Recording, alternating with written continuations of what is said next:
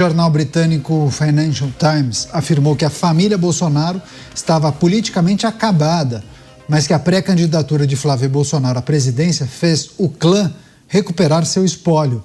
Segundo a reportagem, o senador emerge como um candidato altamente competitivo após Jair Bolsonaro ser condenado pela suposta tentativa de golpe e Eduardo perder o seu cargo como deputado e viver em exílio nos Estados Unidos. O informativo descreveu Flávio como um ex-presidente mais moderado e que mistura posições firmes em questões sociais e no combate ao crime com visões de centro-direita sobre a economia. Na verdade, se referiram a Flávio como um pré-candidato à presidência da República. Deixa eu começar essa rodada com o Bruno Musa. Musa, seja bem-vindo.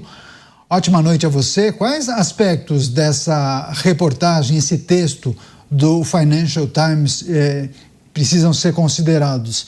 Digamos que veículos internacionais já monitorando o que acontece aqui na política nacional e colocando Flávio como uma figura altamente competitiva?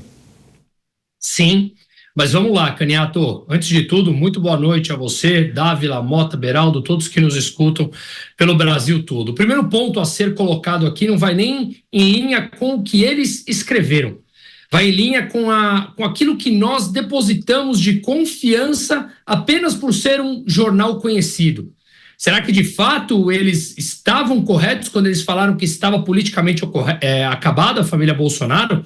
Claramente não. Se você gosta ou não da família Bolsonaro, não é um juízo de valor. O que mostra agora nas pesquisas que, inclusive em valores absolutos, em algumas pesquisas, o Flávio já pontua à frente de Lula. Sequer com empate técnico em valor nominal. O que significa que eles erraram. Assim como lá atrás, quando a gente viu aquela capa The Economist, quando o Brasil decolava e depois o Brasil caindo, quando a FIT, há 2 anos atrás, depois de um jantar com o então ministro da Fazenda, Fernando Haddad, falou que a dívida do Brasil deveria mudar para neutra para positiva, perspectiva positiva. 6 meses depois recuou para negativa, quando os gastos já estavam crescendo. Ou seja, o primeiro alerta que eu faço aqui é cuidado. Cuidado com as análises dos ditos especialistas. Isso inclui a todos. Façamos o nosso dever de casa. Não levemos em consideração apenas aquilo que eles querem.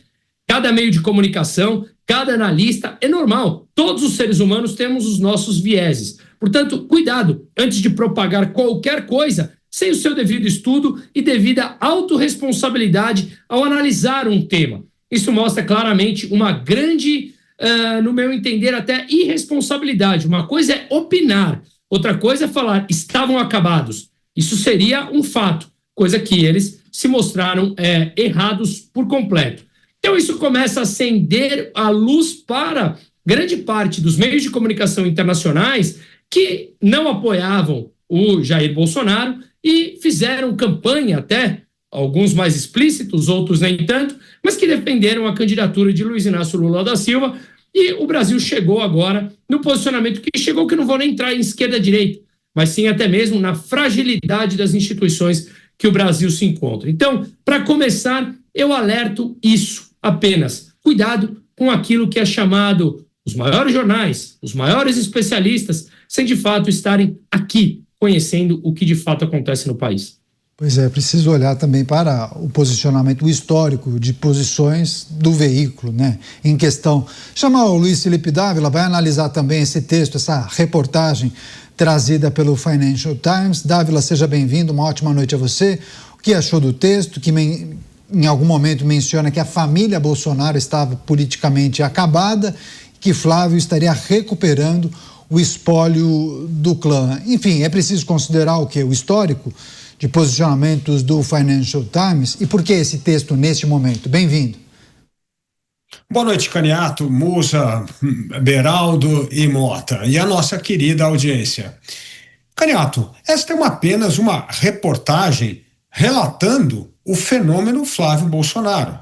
A família que parecia que não estaria participando das eleições, porque inclusive os nomes que estavam sendo aventados eram do governador Tarcísio de Freitas, de repente o nome do governador desaparece do mapa, o filho de Jair Bolsonaro, Flávio, é lançado como candidato e se torna o candidato mais competitivo. Então o jornal está opinando, mostrando este fato para o público estrangeiro, que não está com o Brasil no radar em questão eleitoral. Ou seja, me parece uma reportagem fidedigna, dizendo que o filho do ex-presidente Jair Bolsonaro, Flávio Bolsonaro, é hoje um candidato competitivo, de posturas mais moderadas, de um discurso em sintonia com o pai no que se trata de costumes e no que trata da pauta política econômica mais de centro-direita. Me parece que é um retrato de um candidato competitivo que ameaça tirar Lula do poder, e o jornal está informando os seus leitores que fiquem de olho, porque Flávio Bolsonaro pode ser o próximo presidente do Brasil. Pois é, deixa eu chamar o Roberto Mota. O Mota também tem acompanhado essas repercussões. Mota, seja bem-vindo. Uma ótima noite a você. O jornal britânico também descreveu Flávio como um político mais moderado que mistura posições firmes em questões sociais e também no combate ao crime organizado, com visões de centro-direita para a economia. O que achou do texto? O que é preciso considerar a partir dessa publicação? Bem-vindo. É um texto ruim, uma coleção de chavões usados com superficialidade, tentando passar como se fosse uma análise profunda. Boa noite, Caniato, boa noite, meus colegas de bancada, boa noite à nossa audiência. O Financial Times tem o mesmo viés progressista da maioria da mídia internacional, como a Economist, o New York Times, o The Guardian, a BBC e tantos outros. Agora, um dos pontos colocados na matéria realmente faz sentido e coincide com a análise que muita gente faz, de que a candidatura de Flávio foi, sim, uma grande manobra estratégica. A política envolve sempre a busca e a manutenção do poder. Sem poder, o político não consegue fazer nada. Flávio adotou uma estratégia ousada e que já está dando resultados espetaculares. Cristiano Beraldo também com a gente. Os aspectos que estão destacados nessa reportagem, também como o mundo enxerga o Brasil, que se aproxima de um processo eleitoral. Eu me lembro também que na campanha, a última campanha presidencial, o atual presidente disse que resgataria, o prestígio internacional do Brasil. Agora a gente observa os noticiários, os informativos, atentos também àqueles que disputarão, ao que tudo indica, com o atual presidente. Bem-vindo. Boa noite, Beraldo. O Brasil voltou, Caniato. Era isso que diziam. Boa noite a você, ao Dávila, ao Mota, ao Musa, e boa noite à audiência que prestigia diariamente os pingos nos is. Caniato, Tom Jobim uma vez disse, que o Brasil não é para principiantes. E ele, de uma certa forma, fez essa referência para explicar para estrangeiros, o que é o Brasil, a dinâmica do Brasil. O Brasil é um país complicado e não é sempre que a imprensa internacional acerta a sua avaliação, e também não é sempre, aliás, quase nunca, as próprias empresas internacionais têm uma boa experiência no Brasil. O Brasil é um país muito desafiador. Mas, nesse caso, eu entendo que a reportagem do Financial Times destaca a capacidade que Flávio Bolsonaro teve de resgatar a importância da família Bolsonaro no jogo eleitoral, porque caso o candidato a presidente não tivesse o sobrenome Bolsonaro, a tendência era justamente que a força de Jair Bolsonaro, de seus filhos, diminuísse ao longo do tempo. Se fosse o caso, realmente, como disse o Dávila, ter Tarcísio como candidato, obviamente, todas as atenções, toda a força, o capital político seria transferido para Tarcísio, e a família Bolsonaro seria um acessório desse governo que faria, então, Tarcísio de Freitas. Mas tomaram uma decisão que era a decisão estrategicamente, e isso não tem nada a ver com quem gosta ou não gosta de Jair Bolsonaro ou da família Bolsonaro, mas é uma avaliação lógica do cenário político que existe no Brasil. A decisão tomada pela família foi a melhor possível no interesse da própria família ter um representante com o sangue Bolsonaro, com o nome Bolsonaro, nas urnas. Aí eles têm não só chances de ganhar as eleições, mas também de manter um movimento chamado bolsonarismo vivo, tendo contato com as pessoas. Mas os desafios vão continuar, Caniato, porque o discurso de Flávio Bolsonaro para essas eleições é muito diferente do discurso do seu pai, Jair Bolsonaro, em 2018 e também em 2022. E aí a gente tem que fazer essa avaliação, né, ao longo do tempo, não nessa eleição, porque a eleição em si vai se dar muito em cima da rejeição de Lula, que está deixando o país em frangalhos. Mas depois, Flávio, eventualmente eleito presidente, como é que ele vai se relacionar com as pessoas? Ele será capaz de despertar a paixão, a idolatria, né? Chamam Jair Bolsonaro de mito, muita gente chama Bolsonaro de mito. Então, será Flávio Bolsonaro capaz de resgatar isso, ou ele vai continuar sendo visto como um instrumento de seu pai? A ver, vamos ver o que nos aguarda aí esse cenário da política brasileira. Pois é, interessante esse aspecto, né? Será que Flávio, com essa versão mais moderada, será que ele encantará aqueles que são seguidores do pai de Jair Bolsonaro? Deixa eu chamar o Bruno Musa. Musa, quando o Beraldo mencionar o nome de Flávio, acaba resgatando a força da família, mas acabou sendo um acerto por acidente, né? Porque Flávio nem era o primeiro da lista. Muitos falavam que, na ausência de Jair, quem seria o candidato seria Eduardo. Eduardo está nos Estados Unidos impossibilitado neste momento. E quando muito falavam, bom, na ausência de Eduardo, talvez Michele seja o nome da família Bolsonaro. E Flávio, sempre muito ligado à figura de senador, né? Alguns acabavam resgatando alguns episódios, né? As acusações de rachadinha na Assembleia Legislativa do Rio de Janeiro, por vezes também resgatam aquele episódio do desmaio, quando ele foi candidato, salvo engano, acho que a Prefeitura do Rio de Janeiro, querendo dizer, talvez o Flávio não queira disputar um cargo para o Executivo. Enfim, parece que as coisas estão dando muito mais certo do que desenhavam lá atrás, né? Talvez Flávio seja o nome mais adequado para esse desafio? Quem responde a isso, Caniato, são as pesquisas, supostamente, né? Quem responde a isso são as pessoas que votam, ninguém mais. Essa é uma das belezas da tese econômica na qual nós nos pautamos, que é o conhecimento, ele é tão disperso, e ele está disperso realmente na sociedade, espalhado por aí, que empreender nada mais é do que juntar esses conhecimentos dispersos que ninguém detém, por isso a centralização não funciona, para você transformar tudo isso em eficiência e atender a uma demanda. Consequentemente, toda e qualquer previsão cravada em algo que nós não controlamos se torna uma mera previsão, uma mera opinião que todo mundo tem o direito a ter. Mas o que nós vemos é que uma boa parte da militância não faz opinião, ela atesta, ela simplesmente crava, que é aquilo que eles acreditam e ponto final. Como nós mencionamos, a família Bolsonaro está acabada, não tem mais solução. Lula será o vencedor. Agora já fala que talvez tenha chance dele não ser sequer candidato. Por que eu mencionei essa pauta econômica? Porque assim como na economia, a política também, assim como toda a nossa vida, é formada por conhecimentos e fatos dispersos que nós não conhecemos e não controlamos. O tempo mostra. Então a resposta direta para a sua pergunta é que essas pessoas e analistas e ditos grandes intelectuais, parece que não cansam de errar, porque cravam alguma coisa que é impossível cravar para um lado ou para o outro. E isso mostra aquilo que a gente sempre fala. Nesse caso, as previsões elas são um mero exercício de futurologia que a gente não pode ter 100% de certeza.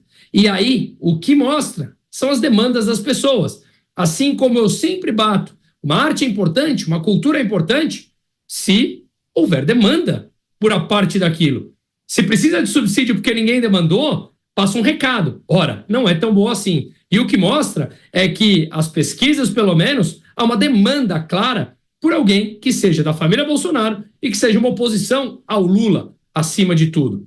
Então, quem responde a essas matérias é justamente aquele eleitor brasileiro. Pois é, deixa eu passar para o Dávila, porque tem uma questão que envolve o sobrenome. Nesse caso, Dávila, o sobrenome é um cartão de visitas, né? Acaba encurtando distâncias. É muito mais fácil de ele chegar no eleitor do pai, mas ele permite pular etapas do que um candidato que não tenha o sobrenome Bolsonaro. Agora, na campanha propriamente, Flávio vai ter que se apresentar qual é a sua agenda, qual é a sua proposta. Talvez a proposta seja diferente daquela que o pai apresentou anos atrás. Essa diferença poderá, inclusive, aglutinar um novo público, um público que não votou em Jair Bolsonaro há alguns anos? Neto, essa sua pergunta é muito boa por dois motivos. Primeiro, que coloca qual é o peso do nome Bolsonaro. É um cartão de visita? Depende. É um cartão de visita para um dos filhos de Bolsonaro, que faz um discurso moderado, que mostra que tem muita afinidade com o pai, mas que tem opiniões próprias dele. Isso é muito importante. Agora, se fosse um outro filho, que é muito mais briguento e conflituoso, eu duvido que ele conseguiria ter esse desempenho nas pesquisas que Flávio Bolsonaro tem hoje. Isso mostra claramente que não é qualquer nome, é um nome que mostra a força do sobrenome, mas que também mostra muito mais moderação, capacidade de conciliação, e vamos ver agora no debate das ideias. Então não é qualquer nome da família, é um nome que busca justamente o que o eleitor que rejeita o governo Lula quer hoje. Alguém para colocar o Brasil de volta à normalidade. Ninguém quer polarização para continuar essa anormalidade que nós vivemos nesses últimos anos. Então, eu entendo que Flávio tem atributos próprios que, com o nome Bolsonaro, o ajuda a ter esse desempenho que ele está tendo hoje nas pesquisas eleitorais. Mas o grande teste vai acontecer na hora da discussão das propostas. Até agora é uma espécie de apresentação dos candidatos, o perfil de cada um, tal. Agora, na hora de discutir as propostas, aí sim que nós vamos ver se um candidato bom de voto é capaz de ser bom governante, porque são duas coisas muito distintas. Tem gente que é boa de voto, mas na hora de governar não faz aquilo que precisa ser feito. E tem gente que não é muito bom de voto e acaba raspando aí no teste das urnas, mas uma vez no poder mostra ser um ótimo governante. Então, provou que é um bom candidato. Agora, que é um bom governante, ainda precisa ser provado. Pois é, deixa eu passar para o Mota, porque tem um elemento trazido há pouco pelo Cristiano Beraldo, queria escutar o que o Mota tem a dizer. Mas paira uma dúvida no ar, né, Mota? Sobre essa moderação de Flávio Bolsonaro. Quais podem ser as consequências dessa moderação? Nossa, ele pode agradar outros públicos? Pode aglutinar um número maior de votos, de apoios? Ou você acha que essa moderação pode afugentar ou repelir aqueles que esperam o mesmo posicionamento do pai? Você já pensou a respeito disso? Já. E eu acho que hoje tudo joga a favor de Flávio Bolsonaro. A situação atual do Brasil me lembra uma piada. Estava um americano e um japonês passeando na selva. E aí surgiu um leão. Aí o japonês tirou da mochila um tênis de corrida. Começou a amarrar. Aí o americano virou para o japonês e falou: "Ô, japonês, você tá doido? Você acha que você vai correr mais rápido que o leão?" Aí o japonês virou para o americano e falou: "Não, eu só preciso correr mais rápido do que você."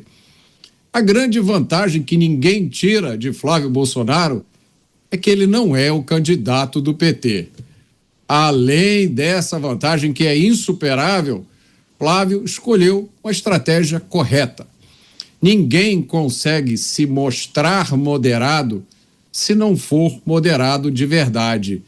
E olha, ninguém melhor para exemplificar isso do que o próprio candidato do PT. Pois é, esse é um ponto importante também. Deixa eu passar para o Cristiano Beraldo, porque muitos acabam elencando quais são os maiores adversários de Flávio Bolsonaro. Muitos diriam, É o governo federal, Lula, ou os números da economia. Isso por si só já acaba sendo o maior adversário de Lula e aquilo que irá ajudar na caminhada de Flávio. Mas também observam que essa falta de unidade da direita ou falta de unidade da oposição pode prejudicar a caminhada de Flávio Bolsonaro. Para além disso, tem também alguns episódios da biografia de Flávio Bolsonaro que até agora não apareceram, talvez com as candidaturas formalizadas, aí venham com a caixa de ferramentas e comecem a disparar contra Flávio Bolsonaro. Não será uma caminhada fácil, é importante dizer isso, né, Beraldo? Não é uma caminhada fácil, porque qualquer candidatura a presidente é uma caminhada difícil. O Brasil é um país muito grande, o candidato tem que se preparar, tem que falar as coisas certas, ser preciso nas informações e se relacionar com uma população que é também bastante diversa. Né, dentro de nós todos brasileiros, há diversos tipos de brasileiros e o candidato a presidente precisa circular em cada um dos estados fazendo esse contato e passando a sua mensagem. Agora, o adversário de todos os candidatos da direita é Lula.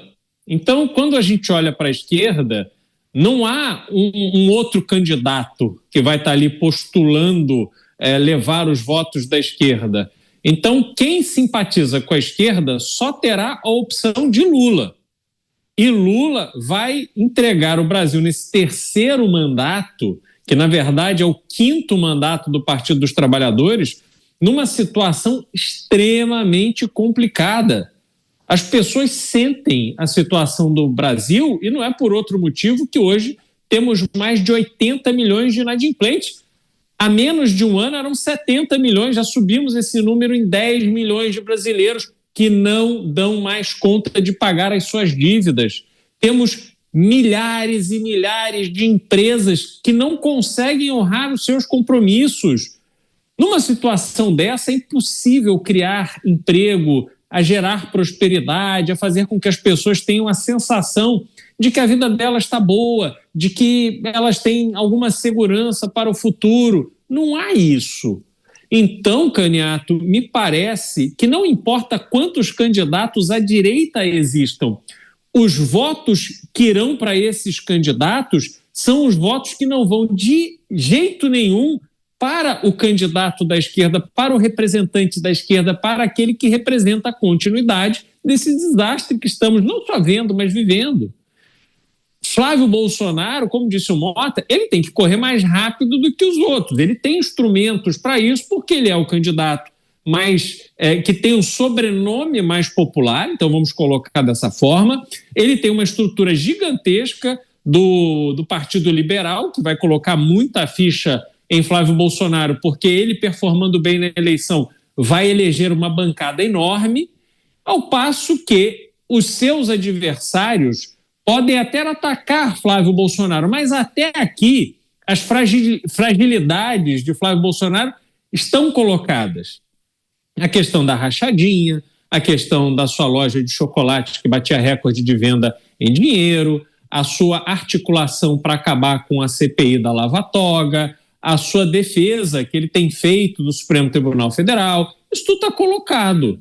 As pessoas no Brasil não percebem isso como uma pá de cal na carreira política de ninguém. Tanto é que nós estamos falando isso de Flávio Bolsonaro, mas temos hoje, como parte do atual governo, pessoas que foram condenadas e cumpriram pena por corrupção. Então, Caniato, a gente tem que convir que o Brasil é o país que vale absolutamente tudo. Todos os pecados são perdoados.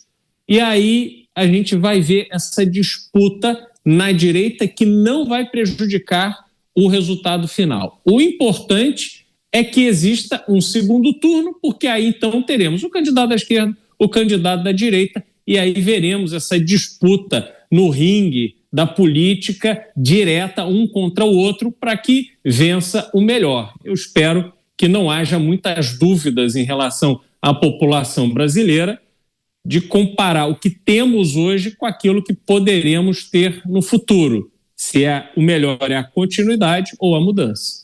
Pois é.